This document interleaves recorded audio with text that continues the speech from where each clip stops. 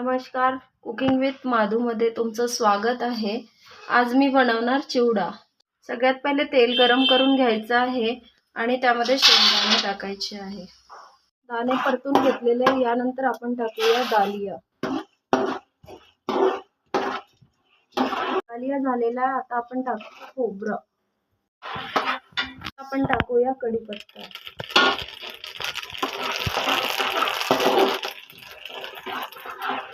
आपण टाकूया सोप, खडा धनिया, राई, खसखस। आता आपण टाकूया हळदी पावडर, तिखट, कस्तुरी मेथी आणि मीठ। आपण टाकूया भाजलेले पोहे। हे मी पहिलेच भाजून घेतलेले होते। छान मिक्स करून घेऊया।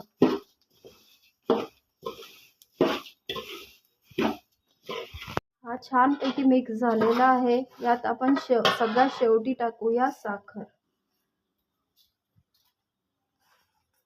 चिवडा एकदम रेडी झालेला आहे। हे बघा।